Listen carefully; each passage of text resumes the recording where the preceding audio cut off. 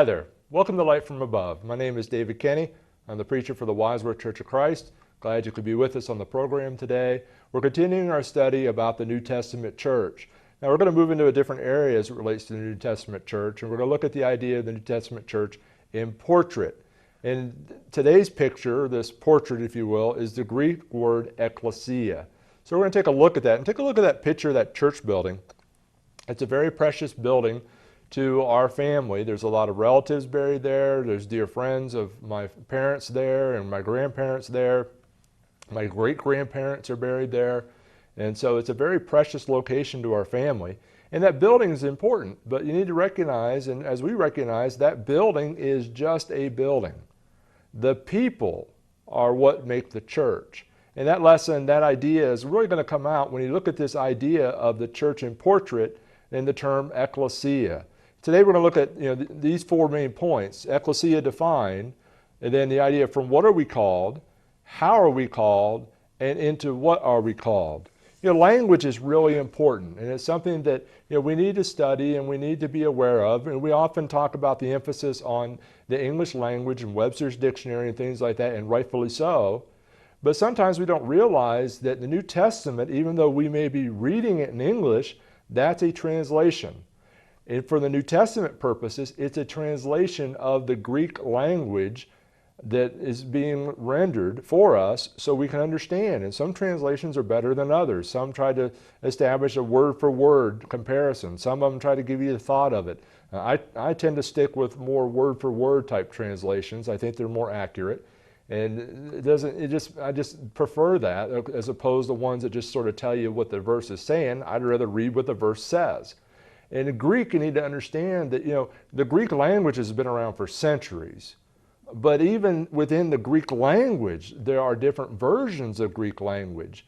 And the New Testament was written in the common language of the day, and it was used for 300 or 400 years, quite a while. But when you're talking about centuries for a Greek language, this particular form of Greek was called Koine Greek.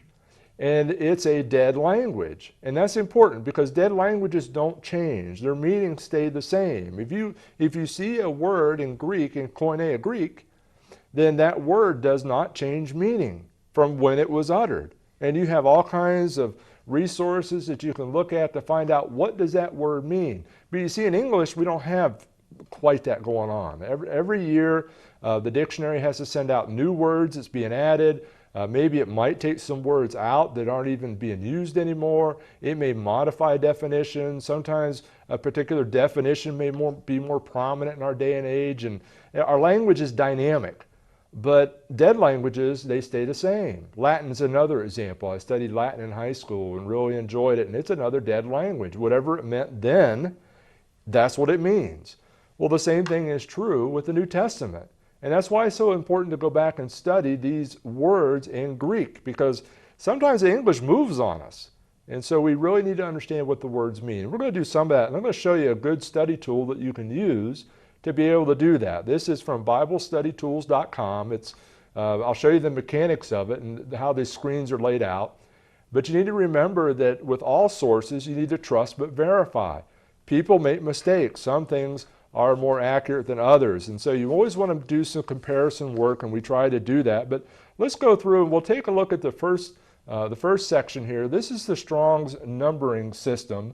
That comes from Strong's Concordance. James Strong or John Strong, whichever one it was, he numbered every single word in Koine Greek in the New Testament. And that numbering that he used became very popular. And so people will use that numbering system to go to other comparable Greek words. So you can go and look up a different word in a different dictionary by that number if you don't know Greek. And so that's a great resource. And then you have the original word. That's how it looked in the original day that it was written. And then you have the transliterated word. Now, what's a transliterated word? A transliterated word is when you take that Greek letter above it and you just give it the English equivalent. Now, that's important to note. Transliterated and translated are two different things. A lot of people don't recognize that. Transliterated is not a translation. That's really important. Well, why? Let me give you an example. Baptizo, baptism. We render it baptism, and some people think that that's sprinkling, pouring, or immersion. But the word in the Koine Greek means to immerse. It does not mean to sprinkle or pour. But in our English, they'd redefine the word baptism to incorporate things that it does not mean. Well, why do we have the word baptism in our Bibles? Because they put the transliterated version of it, not the translation of it. And so that's important to note. So let's take a look at the next section here on our chart. And this is talking about word origin. You can really tell a lot when you're defining a term when you look at where did the word come from. In Ekklesia, it comes from two different words. The first one is ek, which is a preposition. It means out or away from. And then it has the form kaleo, which means to call. So Ekklesia means the called out ones. And you can see that from the word origin. And if you go over to the next section, it'll give you some key references to some other major reference work that you might find interesting. The Theological Dictionary of the New Testament, that's a major set. It's not coded to Strong's.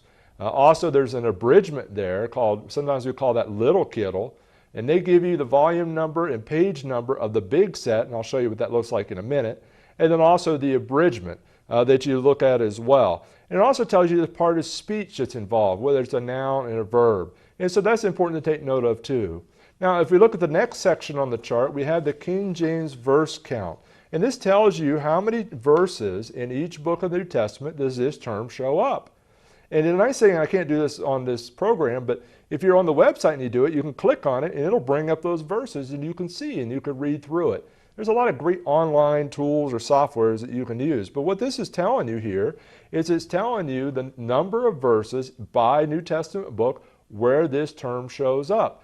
Now that's going to be important in a moment to keep in mind. This chart, this yellow section is covering, it's counting the verses, not the word. Now it'll be important to take a note of here in a minute. And then the next section of our chart is the definition. What does the term mean? Now there's a lot of different sources that this website pulls definitions from, which I really like, but you need to know where those are coming from. And you may find other definitions that you might find useful as well. For example, I like the way Wayne Jackson defines it and how he defines it in his article, Ekklesia Revisited. He said the Greek term for church is ekklesia, found 114 times in the New Testament. In a Christian context, the word is employed in four senses. One, it represents the body of Christians worldwide, over which the Lord functions as head, Matthew 16:18, Ephesians 1:22, 1 Timothy 3:15. The expression can refer to God's people in a given region, Acts 9:31. Number three, frequently it depicted a local congregation of Christians, 1 Corinthians 1:2, Revelation 1:11. Number four, church could also signify a group of the Lord's people assembled for worship, 1 Corinthians 14:34 through 35. Now, when we look at the next section on our chart, the King James word usage, one of the things you want to keep in mind, you have the option to select whether you want to have the King James word usage or the New American Standard word usage, and they're not the same. And sometimes you'll read a statement like the one I read from Wayne Jackson. He used a different count. Well, was Wayne mistaken when he did that? No, he wasn't. He uses generally the American Standard Version. It's an excellent translation. So it's based on a different set of manuscripts. So the count may not be exactly the same. That explains the discrepancy there. Now in this shaded box, it tells you that the King James uses this term 115 times as church and 3 times as assembly. So that's what that term, that's what that word means. So sometimes looking at how the King James renders that Greek word in different places can help you get a better idea of what it means. Now the first instance of the word ekklesia is in the book of Matthew, and it's only found, Matthew is the only time it's placed. Now notice Hugo McCord translates the term, and notice what he says here in Matthew 16:13 through 19. It says, Jesus came into the regions of Caesarea Philippi and asked his disciples, who do men say that I am? They replied, some say that you are indeed John the Immerser, and others Elijah, yet others Jeremiah, or one of the prophets. He asked them, but who do you say that I am? Simon Peter answered, you are the Christ, the Son of the living God. Jesus replied, blessed are you, Simon, the son of Jonah. Flesh and blood did not reveal this to you, but my heavenly Father. And I assure you that you are a small rock, and upon this foundation I will build my called out people, and the gates of Hades shall not overpower them. I will give them the keys of heaven's kingdom to you. What you bind on earth will have been bound in heaven, and what you release on earth will have been released in heaven. Now notice there in his translation, he uses the term, he doesn't use the term John the Baptist because that's the transliterated form. He tells you his name is John the Immerser because that's what he did. He immersed. That's what the term means. But he didn't use the word church in his translation here. I underlined it and put it in black for you. He renders it the called out people. That's what Ekklesia means, the called out ones. Here's a picture of Hugo McCord and what he said about it. He said, to make this translation as accurate as possible, the word church is eliminated in his translation. The word church historically refers to a physical building, a meeting house, which the Lord's people of the first century did not build and for which there is no New Testament word. William Tyndale knew that church is an inaccurate translation of the New Testament word ekklesia, which simply means called out. So Tyndale, in the first English translation of the New Testament from Greek in 1525, eliminated church in favor of congregations. King James I, having a vested interest in the word church since he was the head of the Church of England, did not like that change, so he ordered the 54 translators of the King James Version to use the word church. Alexander Campbell knew what Tyndale knew about the inaccuracy of the word, and in the Living Oracles, 1826, he, like Tyndale, used the word congregation. So now Hugo McCord passed away May 14, 2004, and eventually he would go back to the word church. Now, why did he would do that? Well, he did that because people, they understood that church wasn't a building. It was a group of people. And he decided to make that change himself. It's his translation. He can do that. But you need to keep in mind that Ekklesia is not talking about a physical brick and mortar kind of structure. It's talking about people. It's talking about people. Well, this is how Alexander Campbell, he had his own translation, as Hugo McCord mentioned. And I thought, well, I'll show you how he translated this term. This is same thing. His version is called the Living Oracles. And this is the way he translated it. It says, and Jesus was going to the district of Caesarea Philippi. He asked his disciples, saying, who do men say that the Son of Man is? They answered, some say John the Immerser, others Elijah, others Jeremiah, or one of the prophets. But who returned do you say that I am? Simon Peter answered and said, you are the Messiah, the Son of the living God. Jesus replying said to him, happy are you, Simon Bar-Jonah, for flesh and blood has not revealed this to you, but my Father who is in heaven. I tell you likewise, you are named Stone, and on this rock I will build my congregation. And we'll read the rest of it there later. Now, Campbell would go on and make this statement in the explanation about this term. Church, ekklesia, congregation, assembly occurs 120 times in the sacred books.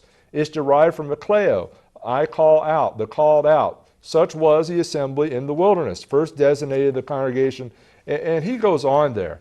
And so you need to keep that in mind. Now, if you look at you don't just have to see this in English. You can look at it, like, for example, in this Dictionary of Word Origins. This is a book that I have in my library, and I like etymology. And what this talks about the word church, it has OE, which means Old English. Etymologically, a church is the Lord's house. Its ultimate source is Greek Kyrios, Lord, Master, perhaps most familiar nowadays from the words of the choral mass, Kyrie eleison, Lord have mercy. The adjective derived from this was kyriakos, which used in the phrase house of the Lord. And he goes on. Now notice, he doesn't point out, he points out the church, that word church, ekklesia, that's not there. So that's important to note. So, you need to keep that in mind when you're looking at language. There's a lot of things that you might find interesting. Now I mentioned this Tyndale Theological Dictionary of the New Testament. It's a big set. I'll show you a picture here, and this is what they said about that term. It says, this does not mean that we should banish the words church and congregation from our vocabulary. Apart from the impossibility of such an undertaking, there would be no sense in forgetting the wealth of meaning proper to these terms. What is needed is that we should grasp the precise significance of the word ekklesia, since at this point linguistic sobriety will help us to the true meaning and bearing of the standpoint of biblical theology. Well, what's he saying?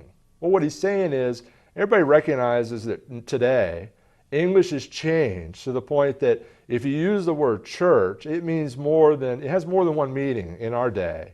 Remember I told you there's a difference between a living language and a dead language? Well, our language has changed. It's changed to the point that people recognize that the word church means more than just a congregation. It means more than just a building.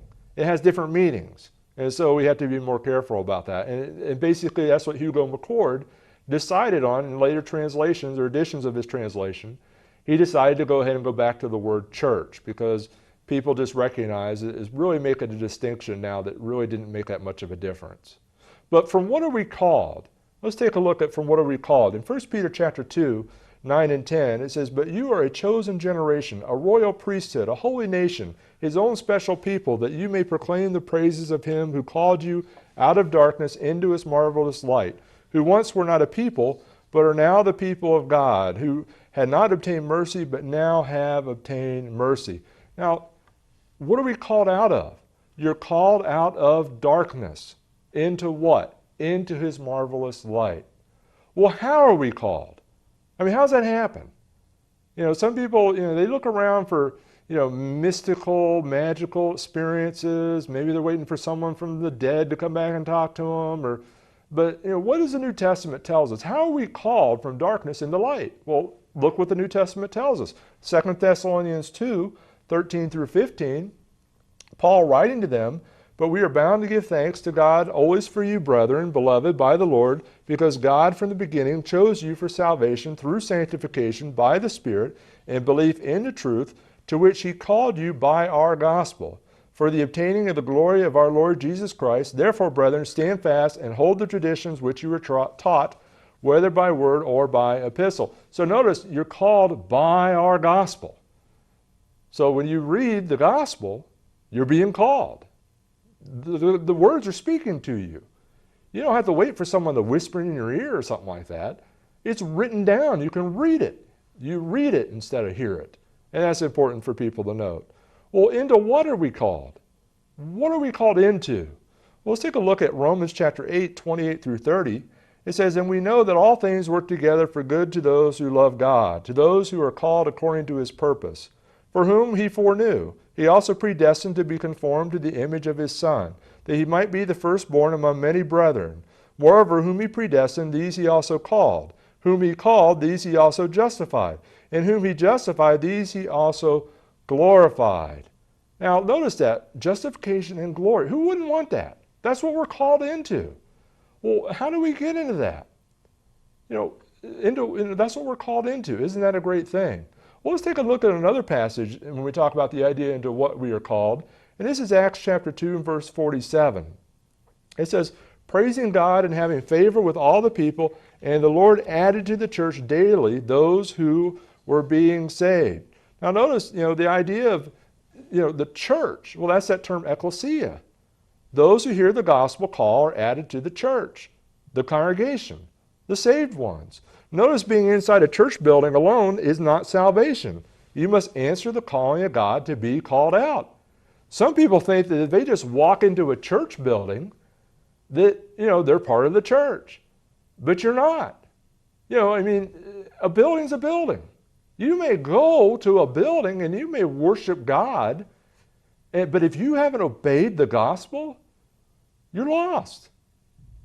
Geography doesn't change any of that. See, that's important you need to understand. A lot of people don't understand that. They say, "Oh, I go to church. I go to church. I'm saved because I go to church." No, you're saved because you obey the gospel. The Lord adds you to the church, the saved. See, you really need to think about that. Sometimes people go to different religious groups and they'll have to tell about some experience that they had. And they'll try to convince them they're part of the elect. They had to receive the divine call separate and apart from the gospel. And if they convince them that that's true, they'll say, "Well, yeah, you're saved." And then they add or vote you into their church. But that's not the way it was in the New Testament. The Lord added to the church, not men. Well, how'd that happen? Well, read Acts chapter 2. Those people heard the apostles' words and they obeyed it. They repented of their sins and they were immersed in water for the forgiveness of sins. Acts 2, verse 38. And just read it from there and you'll see it. The Lord added them to the church. He added them to the congregation. They are his people. You become one of his people. Going into a church building is not going to accomplish that. Remember, the church is people. Christ's people. Well, let's take a look at another one. In Colossians chapter 3, 14 and 15, Paul stated we are called into one body. But above all things, put on love, which is the bond of perfection, and let the peace of God rule in your hearts, to which also you were called into one body, and be thankful. Now, we'll examine the term body in a future lesson, but notice it says, to which also you were called in one body. That means there's unity there, no division. That's important to note. We have a lot of religious division out there. It shouldn't be that way. And they made all these little divided parts are not a part of the one body. And that's important to note. Also, another thing that we need to make sure that you understand is there are false calls. They're false calls. Hey, you answer your phone, it's the wrong number. Well, you know, or if you're reading something, if you're reading a map and you're going through a different state and you have the wrong state there, it's not going to help you any. Yeah, there's such a thing as false calls. And that's something that we need to be mindful of. Let's take a look in Galatians chapter 1, 6 through 9 of an example of that. Paul wrote to the churches of the province of Galatia. He said, I marvel that you are turning away so soon from him who called you in the grace of Christ to a different gospel, which is not another, but there are some who trouble you and want to pervert the gospel of Christ. But even if we or an angel from heaven preach any other gospel to you than that we have preached to you, let him be accursed. As we have said before, so now I say again, if anyone preaches any other gospel to you than what you have received, let him be accursed. So when people come knocking on your door and they say things like, well, you know what, we have another testament from Jesus Christ. And you look at it and you're like, well, wait a minute, this is different than what Paul wrote. It's not the same gospel. It's another gospel. It's a different gospel. It's not the same. It may look like it, but it's not. And it was a problem back in Galatians, and it's a problem today. You'll have people try to tell you, we have a new gospel for you, a different testament. And Paul is saying, no, you stick to the New Testament. Why did he say that? Because there are false calls out there. There's people that have been deceived or are deceiving of other people. You need to make sure you stick to the New Testament. That call is important. Who is giving that call? So you need to pay attention to that. Who are you listening to? Are they valid? Are they truthful? Yeah, they could be mistaken too. That's why we impress on people, read your New Testaments. Ekklesia, the called out ones. Well, let's just summarize our lesson today about the New Testament church in portrait, the idea of ekklesia. Ekklesia means the called out ones. We are called out. Well, from what are we called out? We're called out from the world. We're called out from the, well, how is that done? Well, we're called out by Christ's gospel. We're called out by the New Testament. And what are we called? We're called into his church and the marvelous light, into a great fellowship, into a great congregation of people. It's so important that we understand this principle, because there are all kinds of things that are competing for our attention. You ever think about that? Yeah, I mean, you ever sit back and sort of stop and think about all the things that are competing for your attention? I get text messages, I get emails, I have websites, I have visitors come by, the telephone rings, somebody stops in, I have appointments. There's all kinds of things calling to us, wanting our attention. But can those things save us? The New Testament is calling you. The gospel is calling you to be reconciled to Christ. Are you listening? Are you reading? Are you understanding? If we can help you, please let us know. Thanks for watching our program today. Before we close our program today, we'd like to take a moment and review this roadmap to heaven with you, since the matter is so serious. There are many incorrect set of directions out there, and sadly so many people are following them. For example, some people have been given wrong turns. They believe things such as faith only, works only, or grace only. Or some attempt to change the order of the turns, being baptized before they even believe. Some people fail to realize what point they are on the map. Don't even open their Bibles yet, and they think they're saved already. As a person travels in a car or takes a hike, it has to follow the proper directions, so we must follow the proper directions to heaven. Let's take a look at the directions on our roadmap to heaven here.